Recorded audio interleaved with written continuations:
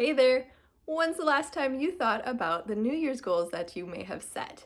I talked in a video about my word of the year that I also had some New Year's goals, which were to do 6 paintings and hopefully before baby comes. I don't know if that's gonna happen, but I'll get at least halfway there. So I just wanted to encourage you to get back to that creative goal that you may have set for yourself. This stack of paper plates represents hours and hours of painting, struggling to blend skin tones and get shading just right. I already threw away 1 or 2 more stacks just as thick as this of paper plates that I used as palettes for my latest painting that I did on commission for a friend. About 2 years ago, I did this portrait of my friend and her husband, and so I felt pretty confident when she asked me, could I paint their family portrait? I was thinking I would do another similar sized portrait, but she said no, she wanted it really big. And so I said, how big? Well, I think I was a little bit overconfident and bit off more than I could chew, but I hope she's really pleased with it. At a certain point, I gotta just put the paintbrushes down and just say, I'm done with the painting. I don't even want to try to calculate how many hours went into this painting. I was talking with my husband and I admitted to him, I don't think I'm ready to make portrait painting a career, but I do hope that you and my friend will really enjoy seeing the process of me painting their family portrait. I'm actually going to be framing this as well because I started out with asking my friend, well, what size of picture frame do you want?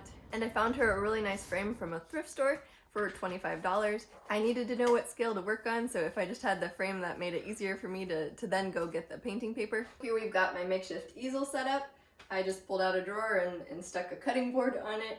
Now, I used to have a tilting art table, but I sold it when I moved a couple times ago. So this is just particle board. Then I've got a yardstick taped here to be the ledge for this to sit on. I'm gonna start sketching. So I wanted to show you the difference between the 2 pictures that I'm working from. I'm actually combining them and using some artistic license for some of the clothing and different things to try to make it more visually appealing. And of course, they're cute little girls wearing a unicorn headband, so I'm actually going to just turn that into a regular headband. Now, what I really like about this photo is they're all smiling wonderfully, and the kids are facing the camera nicely. Let's see. In this photo, I think that the background is a little bit more vivid for me to see better, and I think the vines frame them a lot better. So I like the angle of the pond in the background, combined with this fence and rock border that they're standing in front of. I'm using the way these 3 look from the other photo, and for this one I'm going to be using the way my friend looks. Aside from her smile in the other photo, I think she preferred that one. So the story behind these photos is that we were having a hard time getting a family photo that they liked, that they wanted as a painting, and that I felt like I could really accomplish well. So I just met up with them at a local park and took some portraits, and just using an iPhone, I think they turned out really well, very photogenic family. And I think we're both really excited about what we ended up with. I learned so much through my first commission painting, and I'm really thankful for the experience, even though it was way more effort than I anticipated. So I hope that you'll enjoy watching the process of me painting from start to finish. If you're an artist, you know how much time and effort and emotion go into these paintings, so if you appreciate this, would you please give my video a thumbs up? Click subscribe below if you want to see more creative content. My channel in general is about reducing overwhelm to live more intentionally and creatively, and doing 6 paintings is my creative goal for this year. One of the reasons why I think it's so important to set goals, and in particular creative goals, is because it really causes you to grow as an individual. They say that people who set goals and write them down specifically or share them with someone are 40% more likely to achieve that goal. If we're not aiming for something, we're definitely not going to shoot very far, right? So for me, the idea of trying to do 6 paintings when timing seems a little dicey. This was really close to a move and approaching my due date, but it kind of creates an energy and this extra push. And I think sharing it with you guys keeps me accountable. So I think it was really good for me to discover where my artistic passions lie. I think it's more in small projects rather than these big productions of something very like photorealistic. Now, I have never painted a detailed leafy and gravelly pathway before, so figuring that out took a lot of trial and error, a whole lot of time. Not only learning from other artists, techniques of how to do this well, but also just trial and error doing it myself. So I'm really glad to have gained that skill, or what I hope is a new skill anyways. Another thing I learned is that I need to really conservatively evaluate the time it might take me to paint something in order to give a reasonable price. So the photo I estimated the time for, I thought maybe would take a week, had more simple background than the one the family ended up requesting. But when I agreed to it, I didn't take the big difference in background and foreground detail into account. And I really wanted them to have the photo that they liked best. From a potential business stance, I realized that portrait painting, while I love it, is probably not something I want to pursue as a career. I can't say that I will never do family portraits again, but I think I realized through this that I prefer painting pet portraits because I'm not as worried about the subject's reaction to whether or not the resemblance is spot on.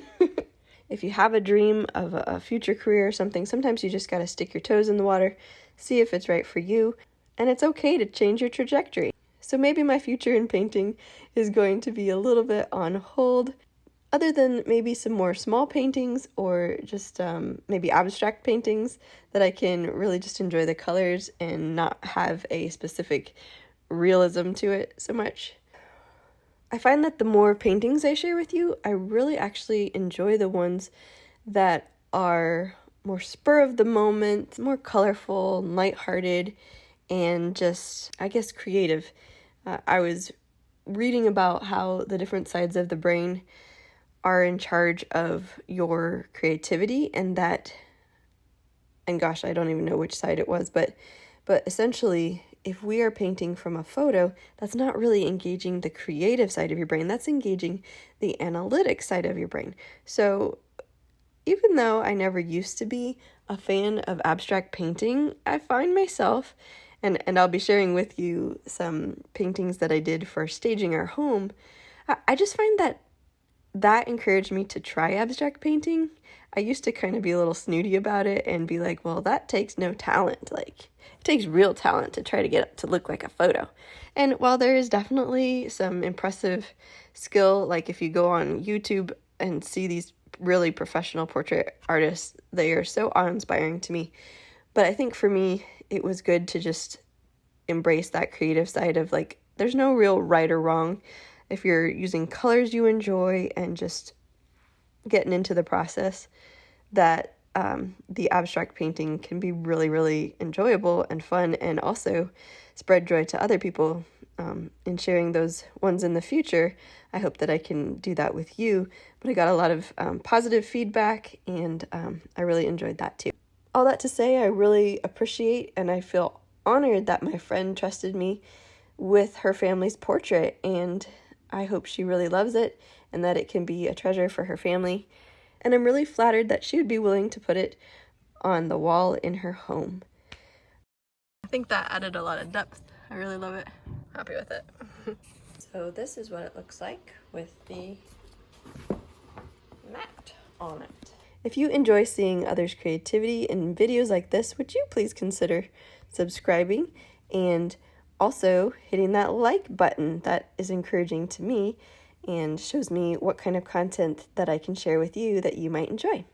And if you want to watch more of my painting content, click this playlist over here. Or if you just want to skip to that first portrait that I did of my friend and her husband, click over here. Alright, I'll see you in the next video.